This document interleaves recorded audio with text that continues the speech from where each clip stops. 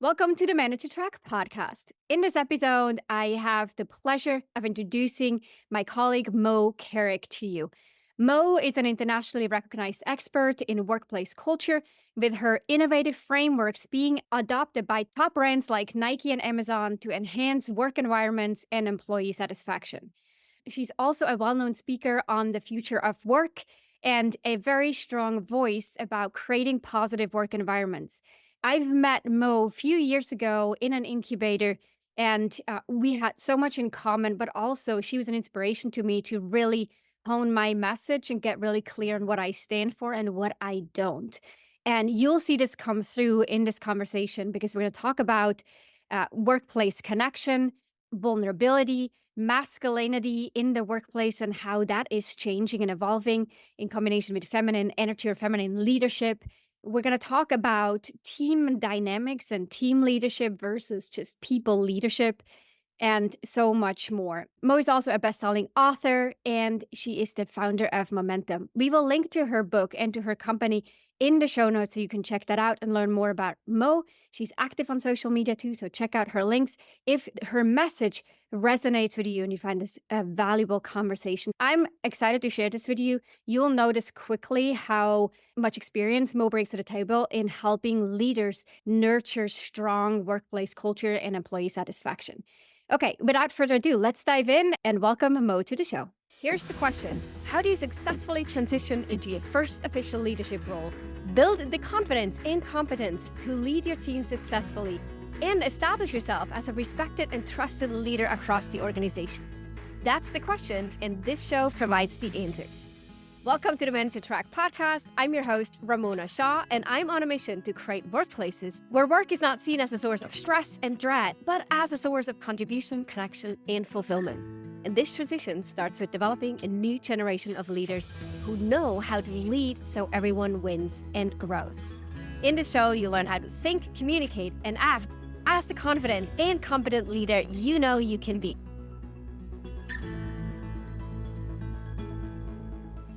Mo, welcome to the Manage to Track podcast. I am so grateful that you're here and that we're getting to spend some time together talking about a lot of things related to leadership. Thank you so much for having me, Ramona. It's always fascinating to talk to you about this topic that I know matters to both of us so much. So thank you. Happy to be here. Great. Well, we're going to talk about four specific topics. We'll talk about people leadership. We'll talk about emotional stirring, which is going to be a juicy one. We'll talk about authentic vulnerability and building teams that care or who care. As we're diving in, let's start with the people leadership topic. When we are, or when as leaders, we obviously care about how we show up and how we build connections and relationships with people. But what is it in your experience that really makes people thrive at work versus disengage? And we see this often, right? Where someone was really eager, but then slowly but surely they start to disengage. In your work with your clients, where do you see the biggest hiccups? You know, there's so much research on this, as you know, and I'm always amazed at how consistent the research is, which is pointing to the fact that when we leave organizations, whether they're small, large, for profit, nonprofit, we're actually leaving our boss. Like most of the time, people report that the number one reason that they're leaving their employer is due to a poor or deteriorating relationship with their immediate supervisor. So to me, that's a strong indication of no matter how great the CEO is, or the C suite of leaders, or the business owner, in terms of having employees feel engaged, if the person I'm working directly for doesn't connect, if I don't feel seen, I think that it's going to be difficult for me to stay. Now, sometimes in a larger organization, there might be opportunities for me to go and work underneath another manager or leader and feel perhaps more satisfied and engaged. But I think it just matters so much to employee retention for people to feel that they have a positive and connecting relationship with their immediate boss. Do you see that as well with your clients?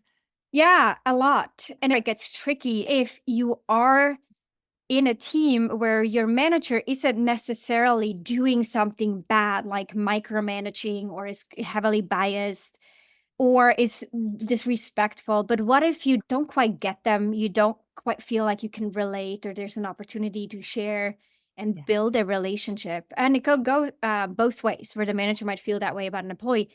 How do we then engage employees? That's what I find always interesting. And I think a lot of leaders feel like they need to like everyone in order to demonstrate care. And liking someone, it definitely helps. Like, Mhm. and we can think of liking someone as having social fluidity, Mhm. feeling like, oh, I can relate to you. I can talk to you. We have maybe the same interests, or we can connect on things outside of work. And I certainly think that that is desirable. But again, when we look at high performance, the likability of relationships is actually less significant to the pure, I would call it like unadulterated connection, which usually has to do with feeling seen. Mhm. So even if I don't like someone, if I feel like they get me, if they accept me, if they believe me, if they support and uplift me, even if they don't necessarily like me in a socially compatible way, it usually increases my engagement, which reminds me of the definition I'm using these days. Employee engagement or engagement at work is one of those expressions we bandy about. It's sort of like teamwork. We say it often, but we don't necessarily get grounded in what does it actually mean. When I saw a definition recently that I'm using a lot, I love it, and it describes employee engagement as the emotional and psychological connection we feel at work and with our work colleagues. So the Mhm. part for me that's powerful there is emotional and psychological connection that we Mhm. feel. Because for me, that's possible. Even when I may not feel social fluency with someone, I can still feel like I'm connected to them in a positive way, that I feel seen, that I belong, which I think is more important even than that social fluidity. Interesting. So how does a leader demonstrate that? How does a leader not just demonstrate, actually, how does a leader create an environment where people have that emotional and psychological connection? Which I assume when you say that, or how I would interpret this, is not just between the employee and the manager, but also between the employee, other team members, and employee and the organization at large. Yes, absolutely. Absolutely. And yet the manager tends to be primary because that's where they're taking direction. That's where they're having usually the most frequent performance conversations. But you're absolutely right. Well, I'm sure we'll talk about that later in terms of how important the team health is as well. I think how managers facilitate that, and I'd love to know what you think, because I know you teach a lot of managers at variety of levels, especially the front line, how to build these chops, because we always think that they're just natural. Like we're Mhm. just born to be a good leader and I should just show up at my job and I get promoted. That's what often happens. I get promoted from being an individual contributor to being a manager, and then I'm expected to be good at it. And I think that sometimes we're just not. We're often promoted because we have other really good skills, our technical skills or our knowledge and wisdom. The connection is largely about the capacity to build trust, which we know takes vulnerability. It takes a willingness to show up in an authentic way for leaders, in a way that people can feel Mhm. that this is a real human. I think that's one piece. The other piece that comes up, and of course, there's many things that go into this dynamic of how we build connection, but I think empathy, the capacity to demonstrate empathy, is a critical skill for every people leader because that's one of the primary ways that we feel seen is that somebody is capable of holding empathy. Does that ring true with you? Yeah, I think that rings true. And, with being seen, I think that is also something, it's like, how do you actually, I like to make things practical, right? How do you actually make someone feel seen? And that may be, well, I'm giving them credit for where credit is due. I will advocate on their behalf. Like, okay, these are all good things. Continue doing those. And then I think the aspect of building awareness, which is something that our work is, it's definitely deeply grounded in, with building self-awareness, and at an equal amount building awareness of everyone around you, to understand what are they motivated by, what are they seen as their own strength, how do they think they can contribute, and what do they value in the organization. And then when I can let them know that I see that or ask them about it, and Mhm. then being able to at times even pivot or adapt or call that out, that is to me another aspect of how do I make them feel seen. And on the receiving end, I know that for me personally, in my experience, has led to huge psychological and emotional connection Yes. with the Yes. organization or the manager when they did that. Absolutely. Yeah, I love that. And when we, in my research, we talk about 7 needs that we have of work, Mhm. one of which is to feel seen. right? Mhm. And so I love that you named that. And it's very interesting to me because the Surgeon General's report in 2023 on workplace mental health and well-being, which I'm sure you're familiar with. If anybody of your listeners haven't seen it, you can just Google it. It's really an excellent report, I think. But their research points to five needs we have of work, and our seven fit nicely into those five because that need to feel seen really matters. And I love your question about how do we demonstrate that because it can seem overwhelming, especially if we're supervising a lot of people. I've got 10 people or I've got 12 people. How do I see them all? They're unique, they have different characteristics. And I think it happens in what I like to think of as micro moments. And I have two examples that come up that I recently heard about just even this week. One was from a friend who has worked in her company for 10 years. She's in the financial services industry. And for all those times, most of those years, she's had one boss. And she recently had a change in her boss. And that boss that she had previously, one of his ways of acknowledging her was to give her a gift certificate every year to go to a restaurant. She and her husband go to restaurants. It was a generous offer, a nominal amount of money, but it was also to a restaurant that I would call somewhat generic. It was just a nice restaurant in our town. Her new boss, who's been working with her now for 2 years, the first year that he was there, the bonus that he gave her at the end of the year was actually a subscription to a fitness app that she had mentioned really wanting. It was the Peloton. She doesn't have a Peloton bike, but she was wanting to be a member. About the same cost, but so much more valuable for her in terms of what she's interested in, what she cares about, what she talks about. And that boss, he didn't make any big waves about noticing that she had this different hobby. It just sort of naturally happened that he gave her a little bonus, a little fun gift at the end of the year that really spoke to who she was. I think that's a powerful story. Another example that comes to mind for me is an example recently where a client was telling me a story of an employee that had come into work really looking not very well, sad, and kind of looked distraught. And when the manager asked about what was happening, the employee had been very triggered by some global events that were happening in her home country. The Mhm. manager did not know about those global events. They weren't tracking the news of this smaller country that was having a lot of unrest at this particular moment. So the manager didn't know the details of what was happening. But for that employee, it was heavy for them to come to work. And what I love about that example of being seen is that that manager really stood in empathy, believed them that this was an impact. I understand coming to work today must be hard because you're listening to the news and you're hearing what's happening in your home country. And also was asking, tell me more.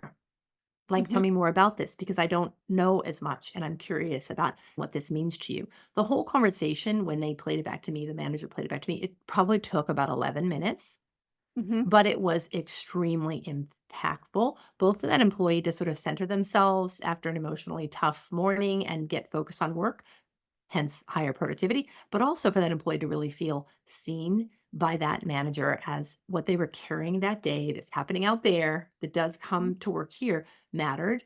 And just feeling seen in that way allowed it to have less of a feeling of distraction for her from work that day. So I think those are Yeah. good examples of like two different micro ways that an employee can feel seen by a manager's behavior that is somewhat small, but very, very significant. I love that you call those microwaves or or micro moments Yeah. because of course when we think about people leadership and figuring out what does it take for people to thrive, there is a foundation there of like what is the person naturally wired to do? Why are they coming to work? How good are they really intrinsically motivated to progress and to learn? What's their mindset and all that? Of course, we understand that that's part of the package, but then as a leader, there's so many low-hanging fruits, like these Mm, moments that literally take a handwritten card, a 10-minute conversation that are all around us that when we don't pay attention and don't recognize the significance of those micro moments, we just breeze right by them. And even in our work, we often talk about systematizing things because we don't want to rely on mm, memory. As an individual contributor, we can all rely on memory. Then we get promoted or we have kids and other responsibilities. And suddenly we realize like the life and all responsibilities are too big. And that manager who remembered the Peloton conversation that mhm, I don't know when that happened, but let's say that happened in July he may, we don't know, right? But he may have tracked that somewhere and written Mm. down notes about that person and remembered, like, oh, Peloton, a thing, because they know that at some point this will be useful information and like really hone in on that. So I love that you call this out. And I think there's so much leverage that a manager has to build those connections. Well, yeah, and sometimes it's as simple as not multitasking when you're meeting with an employee. Yeah. I think of and I've been caught in this myself. You probably have, Ramona. I was on a call a couple of months ago with my chief of staff. It was a really busy day. I was feeling overwhelmed. We were on Zoom because we work remotely. And he was sharing something that was important about a project he was working on. And he said, "Hey, is now a good time? It looks like you're busy." Mhm. And he could see from my eyes, probably heard my keyboard, that I was multitasking. And so in that moment, I was really embarrassed, but I also was so glad he said something because he was right. We Mhm. had 30 minutes that week for one-on-one conversation, and I was not actually paying attention to him and what Mhm. he needed, which instantly caused him to feel less seen and less valued. In our culture at Momentum, we have agreements that govern how we behave. And so I think he felt empowered to name that for me. As a manager, in that case, even though I'm also the CEO, we're a small company, I was tempted to be defensive. I was Mhm. also tempted, by the way, to deny it. So, oh no, I'm paying attention. And Yeah. luckily, I was in my higher self and I was like, "Oh gosh, you're right. I am so sorry. I am distracted by this thing. I was multitasking. I really want to be present. What I actually said was, would it be possible to reschedule in 1 hour? Because I'm on a deadline. And I should have claimed that this morning. And that's me being real. Like I mess up too. Mhm. And it's a courage based conversation that then allowed me to be much more completely present for him in that supervisory dialogue. So again, another micro instance Mhm. Yep. of doing it wrong, but on the path to doing it right. Yeah, and I bet that the way that you responded actually probably built connection, It did. I right? think it built some Trust. trust. Yeah. It created a way to validate that we should call it out with each other. Yeah. Thank you for sharing these great examples. Let's talk about emotional stirring. What is it what do you mean by that? It's a Let's good start there. question. It's a good question. Well, I'm sure you teach I know you teach because we've talked together about our leadership programs, emotional intelligence, as do we. We measure it, we teach it. It's another term that we talk about. What does it mean to be emotionally intelligent? In schools, we know that schools are working hard to teach social and emotional capacity with students, social and emotional learning. And so I feel like we have the words, but for me, it's different than understanding what actually is going on that makes emotional intelligence so significant. And that's where the expression of emotional stirring comes to mind for me because emotional stirring is just that we're activated emotionally. We're noticing and naming what it is that's happening in the emotional realm of our work experience.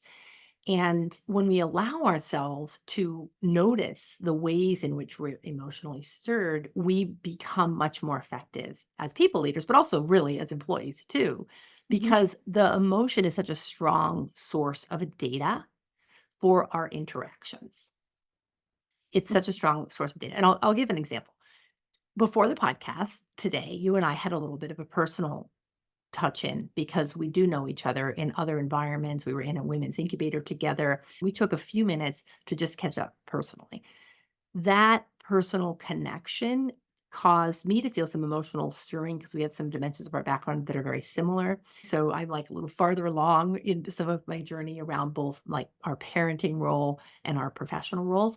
And so it only took us like 5 or 6 minutes, but I could feel a connection to you even over video due to my emotion being stirred a little bit around our shared experience. And it created for me, I can't speak for you, but for me, it created even more interest in the conversation we were about to have because I was reminded, oh, yeah, Ramona and I have a lot in common. And I know some of the feelings she's describing, and she may know some of mine. And so that's important. And it would have been very easy for us to have turned on the Zoom. Let's start the podcast. Let's not connect personally. Let's not let our emotions, show up Mhm. here at all. And then we're down to brass tacks, which we're getting to brass tacks for sure. But it helps that we also had emotional engagement. So I think emotional stirring is just really feeling.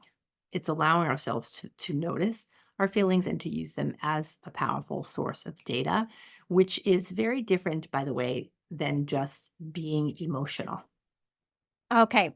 I was just going to ask you that. What is the difference between the two? Yeah, so emotionality is where I'm acting from emotion. It's where I'm triggered to feel something intense and I act from that space. Mhm. Emotional stirring, which for me is a type of emotional intelligence, is where I'm using the emotion as a source of data. I've metabolized the intensity of that feeling and I'm able to progress forward at work coming from that data. And let me give you an example because the one of us talking this morning is probably not as good an example. That was more like relationally focused. But let's imagine that I work for you and I've made an error, a big one, Mhm. and I decide to tell you. And I come to you and I say, "Hey, Ramona, I messed up. I made a pretty big mistake with a client and really I'm really sorry, right?" And I'm feeling like really bad about it. Now, imagine I made the mistake yesterday. I went home, I took a run, I processed with my partner, I off gassed my own shame about making a mistake because I don't like making mistakes, such that when I came to tell you about it, I was grounded and I was able to be in my rational self. By the way, I also probably had forwarded a plan in my mind, like, okay, here's how I think I'm going to fix it.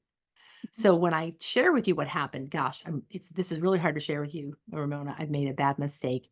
I've talked to the client. This is my thought on repair, but I wanted your input, right? Mhm. Now you are able to connect to what's happening. You can see that I'm being accountable, but you also understand what it's like to make a mistake because you've Mhm. done that too. So we're emotionally connected, but I'm not emotionally reactive, nor are you. I'm not in emotionality. I'm not saying to you, "Oh my gosh, Ramona, I'm such a loser. I've done something horrible. I'm sure you're going to fire me. This is the worst thing." I'm not in that space where now you have to pick me up off the floor, but it also helps you to not be in that space where you're like, "That darn Mo, she's so incompetent. I can't believe she made this mistake," because I've metabolized that emotion to the place where I can use it as data. I'm sorry, I did make a mistake, but also here's my plan going forward. So we have to get to all that at work in order to be high performing. Because if we're not recognizing the emotional stirring and we're not processing the emotion in a way that gets us grounded, then we're likely going to be very reactive against each other in the moment when it comes up. Did I explain that adequately? Yeah, 100%. And I think it's really important emphasizing the 2 points of this. Like, one is how you show up and the effectiveness of your communication. Yeah. Also, the reputation you're building by doing so. Because if I Mhm. feel you were overwhelmed, you were flustered by it, I'm going to look at you and your competence a bit differently than if you come with a constructive dialogue and a path for a solution. Mm. And then second, even just in this quick example, I could feel, tune in that if you had come with all this self-blaming and being flustered, I would have felt emotionally it would have been harder for me to contain my emotions, right, and respond effectively than if you can come to the conversation in a calm, composed way. Because we're mirroring those emotions. We're definitely influenced even over Zoom or screen, Yes, and that changes the dynamic. And then, I walk out of that conversation into another conversation, and there we go with the ripple effect. totally. Well, and let's imagine that I don't navigate the emotional realm of that situation, right? So let's just play it forward with a non self aware employee and a manager. So I make a mistake. I get triggered because I don't like making mistakes. So I try to fix it on my own Mhm, and I pretend that it didn't happen to you. But come in the next day and we have our one on one and I say nothing about it because mhm, I think I've fixed it and I don't want to be vulnerable with you and tell you what happened. And so that meeting goes okay. But then an hour later, you get a call from the client mhm, who says, "Hey, I had a great conversation with Mo. She owned the mistake she made. And I wonder when you're going to refund us the $10,000." mhm. Right. And now you're like, whoa, this is the problem. My employee is not self aware, nor did she tell me about a significant error that has repercussions for our bottom line. Now your trust is eroded. Mhm, I'm also, because I probably was feeling something akin to shame, I didn't want to own that. I wasn't willing to be brave with you. When you come with me to that, now I feel caught in making a mistake. I'm very much at risk of being triggered myself and moving into right. self-protection and defensiveness. We're off to the races with a pretty non-productive conversation about performance. Completely different outcome, very same scenario. When is it ever okay for someone to be emotional, like not this emotional stirring that's already been processed Mm. or the sharing of feelings, but be actually emotional in a conversation with a manager or vice versa? Yeah, I love that question so much because I think as women, especially, there's a lot of messaging that comes to us about the expression of emotion, and I have a whole rant. I won't say will Mhm. spare you from today about the ways that men and women are enculturated differently around emotion because I think it harms both gender binary identities in that way. But I personally think that it's really okay to express emotion when we have to. What I would hope is that we would all could work, what we try to teach in the workplace is to help every employee have the emotional intelligence to manage the potential ripple effect of their intense emotionality. So what I mean by that is, I personally think that tears can be handled. I think being angry can be handled. I think, even raising your voice can be handled. But what we want to be mindful of if we're going to be expressing emotionality is that we don't want it to do more harm. Mhm. And I say that partly because sometimes we can't contain our emotions. Sometimes we get triggered in the moment. Right. Let's say you and I are having a meeting and I just am sharing something that's personal at home and I get teary about it. I'm not likely going to be able to control that. I'm having a strong feeling my pet died or I have a child who's ill. And so my emotion may come up at that moment. I think that one of the things that's very helpful for managers is when they have the capacity to handle the emotionality that comes up in their employees without being overly reactive to it. Mhm. Because emotion is very ephemeral, isn't it? It moves through us usually pretty quickly. Mhm. And so we need skills at work to handle when people's emotionality shows up. And of course, we also need ways to end or terminate emotionality or separate if it's causing harm. If someone's ranting, yelling, I heard a story the other day about somebody who threw a chair in an office, like that kind of emotionality. No, that's harming someone that we need ways to contain that or to remove ourselves from those scenarios. When do you think emotionality is okay to express? I think it's only when it just happens, like, and maybe this speaks a little bit to the authentic vulnerability that we're gonna talk about next. Mm, Sometimes, yeah, I think we're just vulnerable and we get into that space where whatever is going on for whatever reason, kind of the water overflows and we have an emotional reaction. I don't think that shaming will help in those situations and that in a positive work environment, there's actually space to deal with that, mm, even with someone being frustrated. And I think when we have emotionally intelligent people around us, one of the principles that we teach is taking emotional responsibility.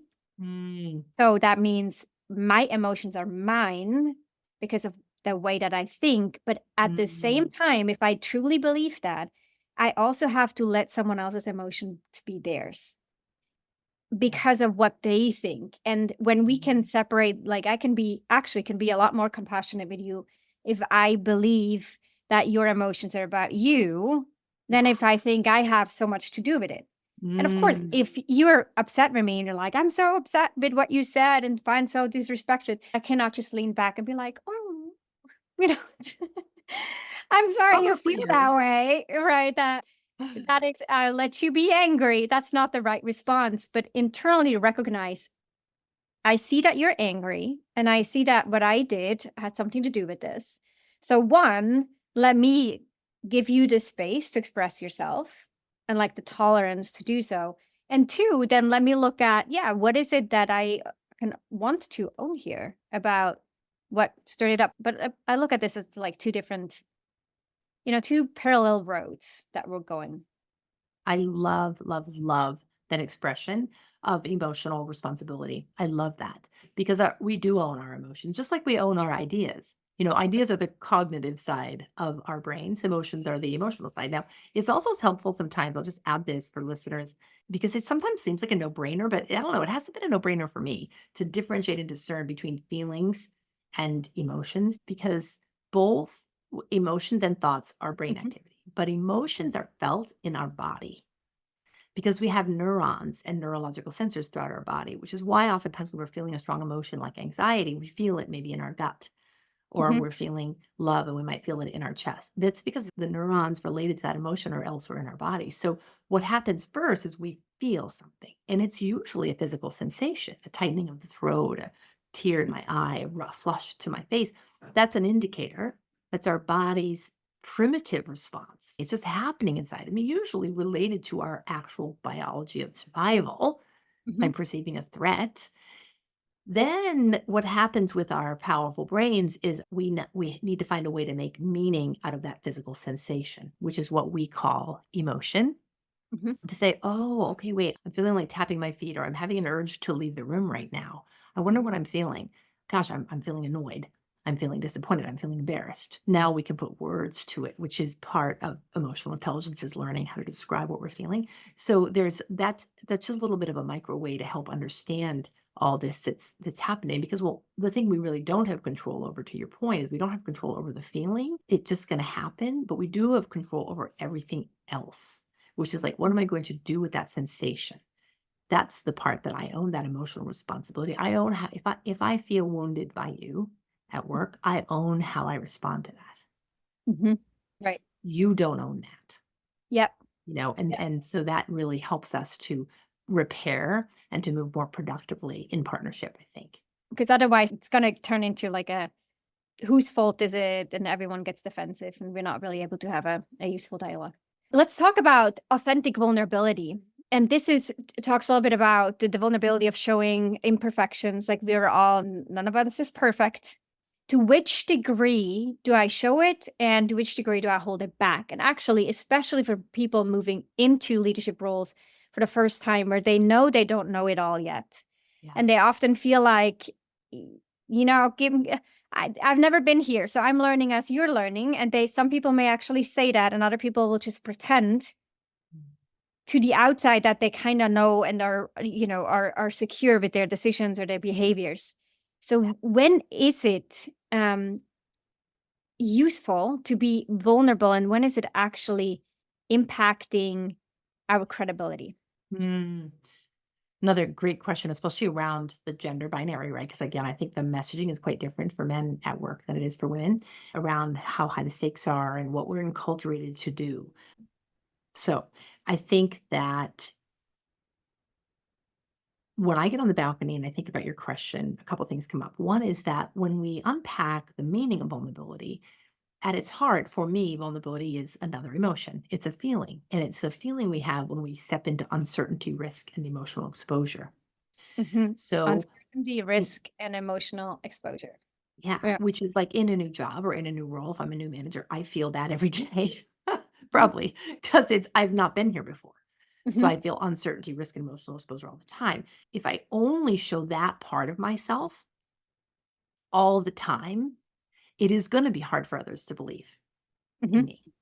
It is, right? Because 'Cause I'm constantly revealing what I'm seeing and feeling around uncertainty, risk, and emotional exposure. On the other hand, we know that vulnerability, which is a brave act to show uncertainty, risk, and emotional exposure, takes courage. We know that courage is quite contagious.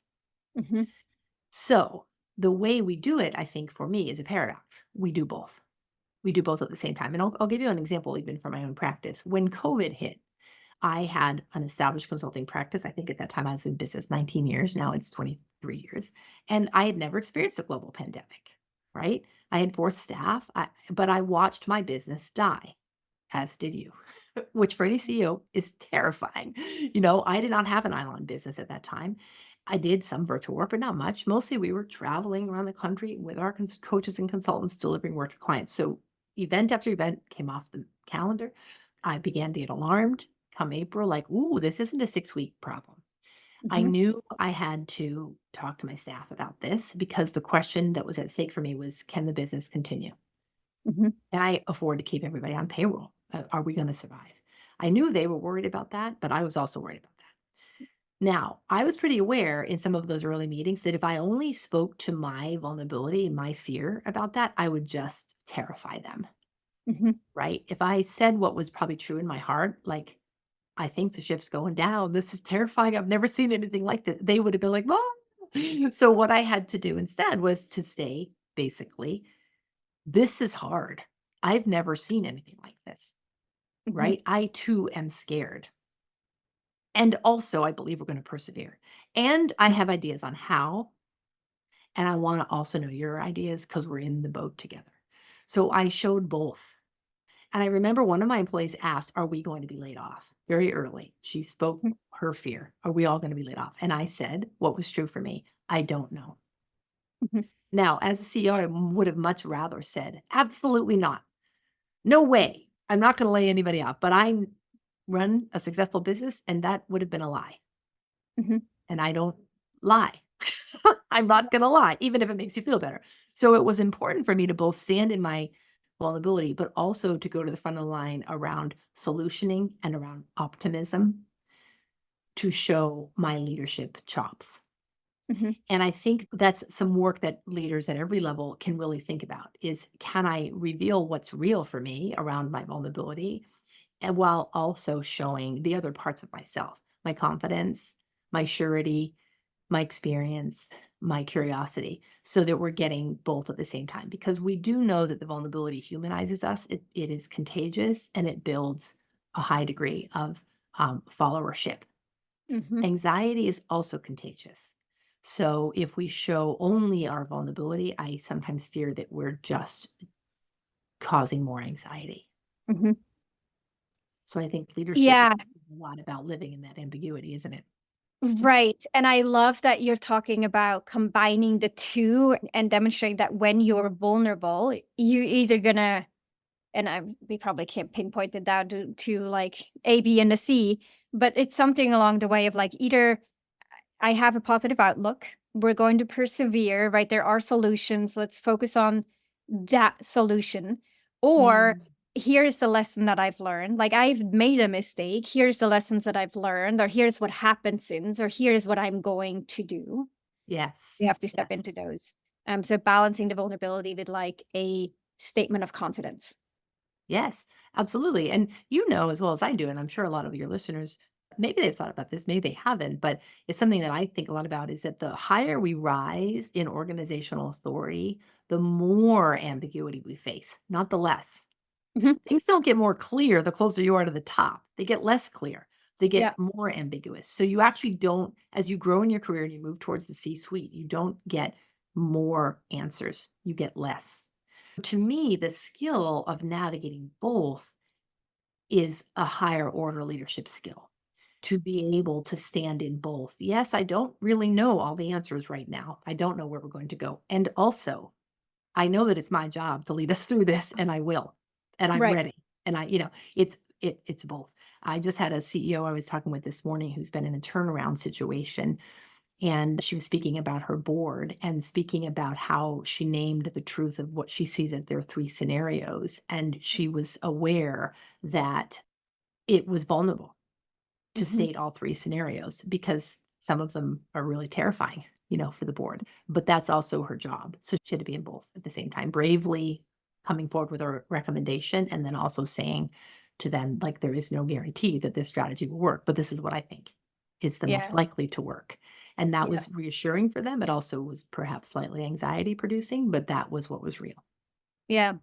And I agree with you that ambiguity gets bigger. And also at that higher level, people are very good, the good leaders are very good at noticing when someone is pretending Yeah. or portraying a, a, a fairy tale, an untruth, something that isn't um, actually predictable or likely or like well thought through, where they're overly biased to think about or present at least one option or one solution, or then on the negative, like overly focused on one particular outcome.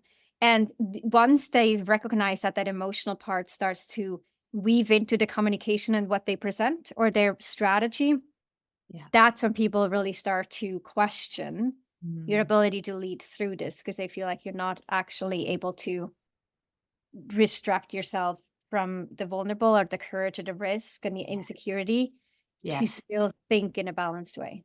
Absolutely. And you just said something really important that I want to underline in case people miss it, right? Vulnerability is not the same thing as insecurity, Mhm. right? They're different. Vulnerability is emotional experience where we are sitting in uncertainty, risk, and emotional exposure. Or insecurity is self doubt. It's a Hmm. lack of self confidence. Those are different things. So I can be both at the same time. I can feel insecure. I can have self doubt, but I also can have confidence. Hmm. And I may feel vulnerable in either one. Hmm. So I think that it's there's a titering or a discernment that Yeah. comes with how we share what's real for us while also staying in our own grounded confidence. Yep. Yeah. Thank you for calling that out. Mm. And we're going to move on to the last part. So we talked about people leadership and how to make teams thrive. We talked about emotional stirring and what that looks like. We talked about authentic vulnerability. Now, to wrap it up, let's talk about how to build teams who care, who really genuinely care. And I know in the beginning we talked a little bit about manager employee relationships. And then how do you do that for an entire team? Yeah. It's complex, isn't it? I know you see that, in your work as well, because teams just multiply the number of complexities that each human brings. We have this equation that we use at Momentum a lot. It goes like this: self care plus team care equals a Mm, healthy, cohesive community. And the self care is all the stuff we're talking about: emotional intelligence, self awareness, the capacity for empathy, grounded confidence. All of that is about how do I take care of me to bring my optimal performance to work, right? mhm, Team care is like, how do I take care of we? And knowing and understanding that is important for the leader, but it's also very important for every member of the team. And of course, the leader plays a key role in creating the conditions in which the team takes care of one another. A mhm, couple of things that I would say are: one is that we are more responsive to peer feedback than we are boss feedback, mhm, which is why gossip, triangulation, and rumors can be so destructive in a team. Because when we talk about each other, not to each other, we erode the trust of the team, which really flattens and decreases performance. So it's in the team's best interest to find ways to have strong relationships with one another, in addition to having strong relationships with their boss. And to do that, we have to build trust, which we do the same way we've been talking about. We build it through vulnerability based trust. But we are seeing, especially today with so many remote teams, that teams don't have the time together. They don't have the informal reactions right. together as much to form those vulnerability based relationships. As a manager and as a leader of a team, one of the things we can do to build high team care is to make sure that some amount of time, whether it's virtual or in person, is dedicated to relationship building, trust building within the context of the team. And secondly, I think it's on the leader to find a way to help the team have some agreements for behavior. Because when Mhm, I think about team care, I'm also thinking about psychological bravery.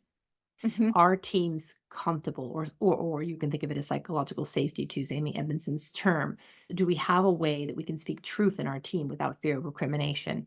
And that is a behavioral construct that can be well facilitated by coming up with agreements that govern how we act together. We know from research that old models of team performance, such as Tuckman's, which was the norming, storming, forming, performing model. Like, if you put a team together in a petri dish and just let them be, they'll eventually become healthy. We know that that's actually not true. right. Like, it will happen sometimes, but not usually. What helps teams be productive is when they have vulnerability based trust with each other, which means they need to be in conditions and have time dedicated to building those kinds of relationships where they get to show up authentically and build those chops. That's a So great. that's a lot. I just firehouse you with a lot, but clearly it's a topic I care a lot about.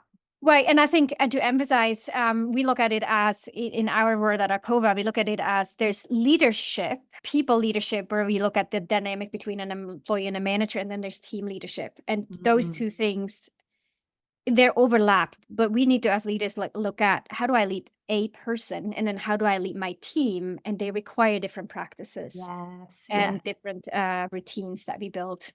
Um, yes. I love that. And thinking of the team as its own thing to tend to is powerful, because we yep, also know that anytime a team member adds or leaves, that changes the construct of the team. So we have to kind of revisit those same practices to honor and acknowledge the way the team changes as membership changes. yep, yeah, exactly. Mo, thank you so much for all the wisdom that you shared. And you're so sophisticated and elaborate and clear in how you present those ideas. And I took a lot with me from this conversation, and I will reflect on some of the things that you said as well.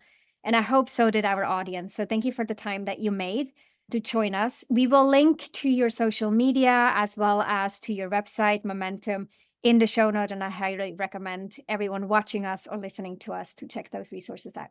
Thank you Thank you, so Moe. much, Ramona. So lovely to have you, to join you on the podcast. And thanks for the work you do with our COVID. It matters. I often say, it's all hands on deck to create the kind of workplaces where people thrive. It's good for business, it's good for the world. So thank you for all the work you do in that space. And I really enjoyed the conversation. We could go on for hours. We could. Yes. Absolutely. Thank you. Thank you as well. So I'm sharing all that right back to you. If you enjoyed this episode, then check out 2 other awesome resources to help you become a leader people love to work with. This includes my best-selling book, The Confident, Incompetent New Manager, which you can find on Amazon or at ramonashaw.com/book, and a free training on how to successfully lead as a new manager. You can check it out at ramonashaw.com/masterclass. These resources and a couple more you'll find in the show notes down below.